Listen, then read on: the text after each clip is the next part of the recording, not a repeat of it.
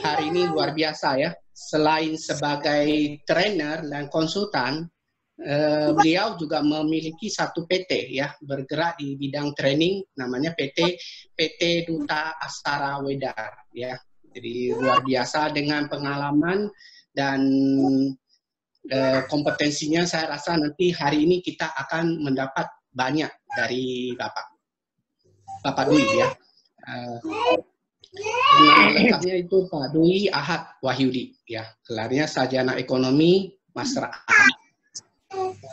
Selain tadi saya bilang sebagai konsultan dan trainer, beliau juga secara sertifikat udah dari BNSP udah sertifikat HR Manager maupun trainer for trainer dan juga sebagai asesor ya.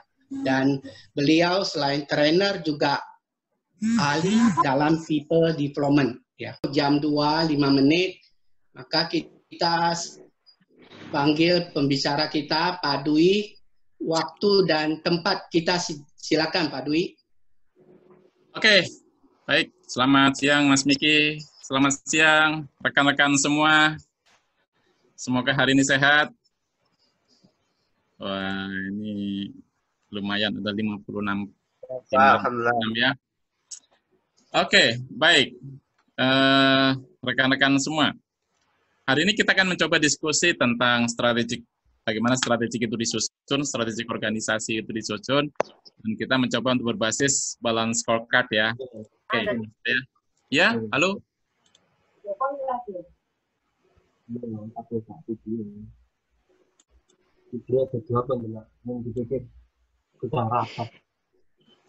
Oke, bagi yang untuk mau bertanya, silakan isi di chat ya.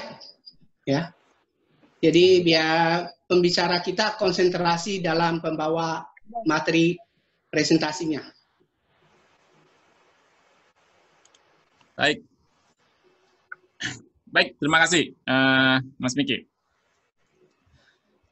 Teman-teman, hari ini kita akan bicara tentang strategi organisasi, ya.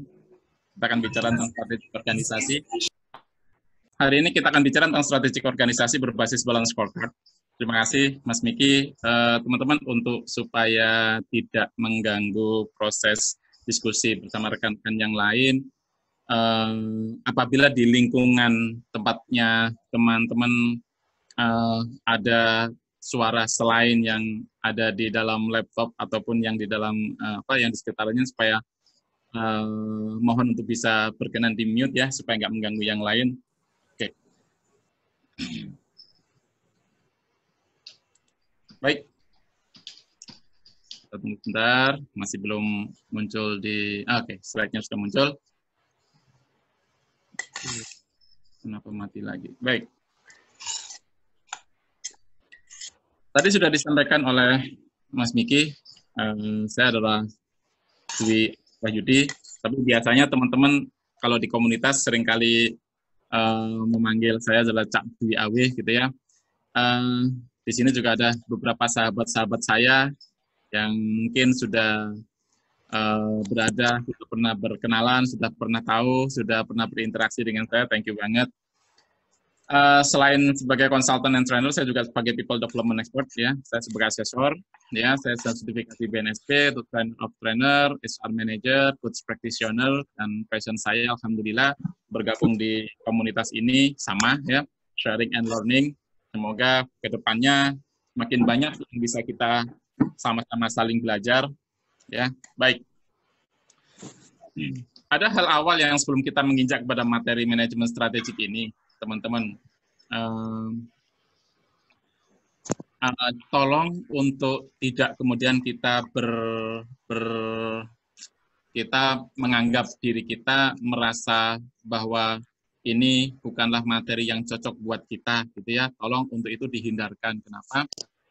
Karena yang namanya manajemen strategik itu bukan cuma punyanya mereka yang berposisi sebagai manajer, tapi buat para rekan-rekan yang mungkin masih berposisi sebagai seorang staff atau supervisor, ini bukanlah hal yang tabu untuk dipelajari, justru malah ini adalah hal yang sangat sangat vital, sangat fundamental banget ketika kita bicara manajemen strategik gitu ya.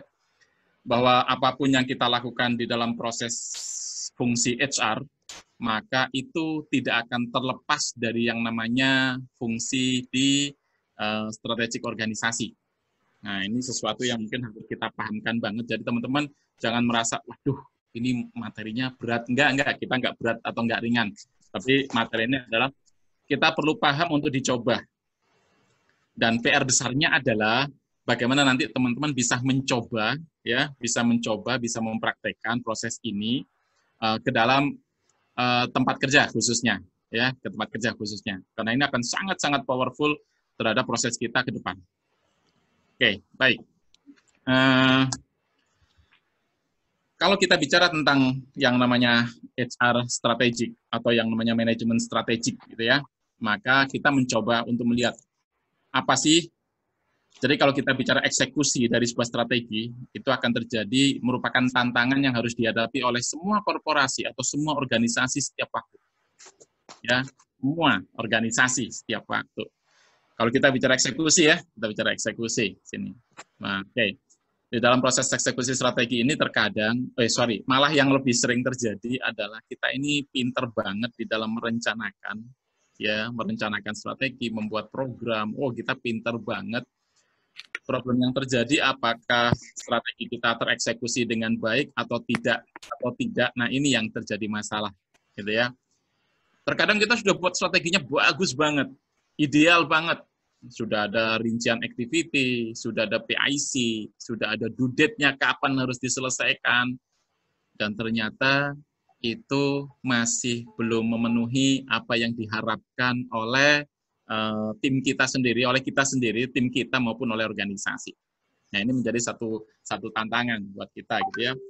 Beberapa kita coba adopsi ya beberapa quote ya, bahwa greatest strategic is doomed if it's implemented badly, gitu ya. Jadi kalau strategi yang terbaik pun itu juga akan sia-sia atau tidak ada gunanya jika terimplementasikan dengan cara yang buruk, gitu ya. Bahkan kurang dari 10% strategi secara efektif itu diformulasikan dari strategi atau eksekusi ya, strategi yang tereksekusi dengan efektif. Oke, jadi ada beberapa quote yang mungkin harus kita pahami. Nah, mungkin kita coba kembalikan kepada proses di internal kita masing-masing ceritanya. Apakah eksekusi strategi yang saya buat itu sudah memenuhi harapan atau belum? Gitu ya. Oke. Jadi apakah strategi yang kita buat itu cukup atau memuaskan buat kita? Nah, atau sudah sih, tetapi kayaknya efektif atau tidak efektifnya yang nggak jelas. Nah, ini yang kadang-kadang kita mesti harus pastikan. Ya, baik teman-teman. Hari ini yang akan kita diskusikan hampir lebih dari 70 slide. Ya, lebih dari 70 slide. Cuman saya akan coba skip karena waktu kita cuma 1,5 jam. Di awal saya sudah diskusi dengan Mas Miki juga.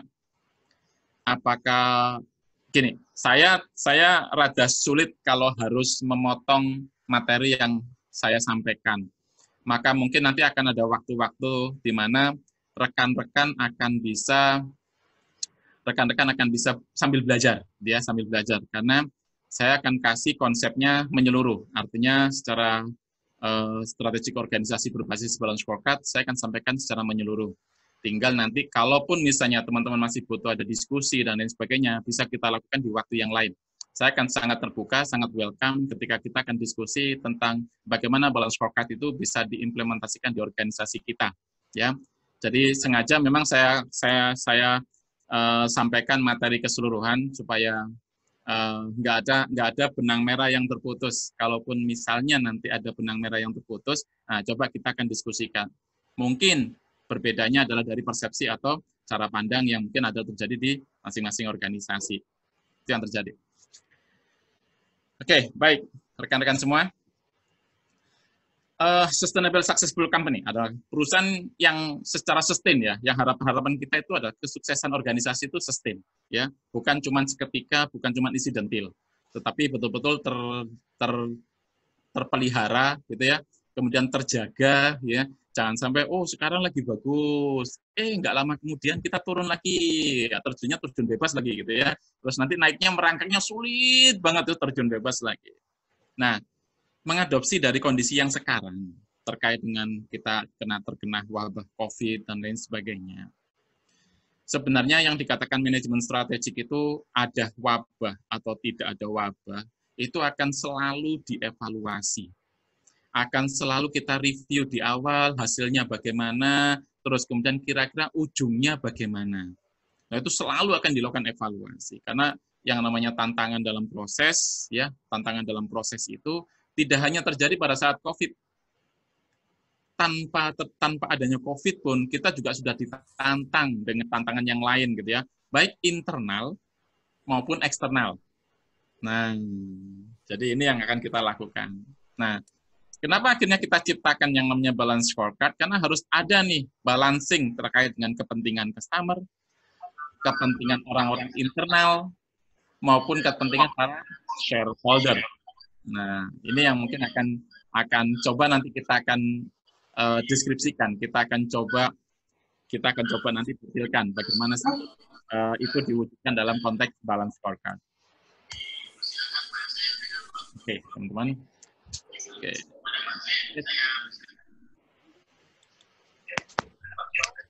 Nah, yang sering kali muncul di organisasi gitu ya.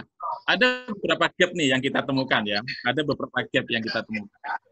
Nanti teman-teman bisa sharing di chat ya. Saya bisa sharing di chat. Setelah menemui ada gap-gap apa saja. Gap 1. Ya, gap 1 itu adalah no strategic, no performance management. Ya, tidak ada strategi, tidak ada performance management, gitu ya. Oke. Itu yang pertama. No execution ya. Oke. Jadi kalau kita bicara di 1, ya. Nah, kalau kita bicara gap 2, kita punya strategi. Tapi kita tidak punya eksekusi monitoring plan-nya. Ya. Visi misi ada. Destination statement ada. Strateginya ada. Tetapi apakah sudah menjadi tempat yang asyik untuk bekerja, tempat yang asyik untuk kita berkolaborasi, ya. Kemudian tempat yang asyik juga untuk berinvestasi, nah ini masih belum. Ini gap 2. Oke. Kemudian kita bicara gap 3. Sudah ada visi misi, sudah ada value, sudah ada destination statement, sudah ada strategi, sudah di breakdown sampai ke individual objektifnya, sampai urus dari rinci banget. Tapi sepertinya harapan untuk menjadikan organisasi kita itu menjadi organisasi yang sudah bagus, sudah nyaman, sudah mengakomodir kebutuhan profesional kita, kayaknya belum. Nah, oke. Saya ingin tahu nih, teman-teman, ya mungkin sebentar saya akan lihat di chat, gitu ya. Saya akan lihat di chat. Nah, teman-teman boleh tunjukin. Kira-kira masih di gap 1, gap 2, atau gap 3? Monggo, silakan. Bisa ditulis di chatnya. Kira-kira nih, di organisasi yang sekarang dihadapi. Biar nanti kita bisa menjadi satu ini. Oke, belum ada yang menjawab. Kira-kira nih, teman-teman. Masih di gap 1, gap 2, atau di gap 3? Di organisasi yang sekarang dihadapin.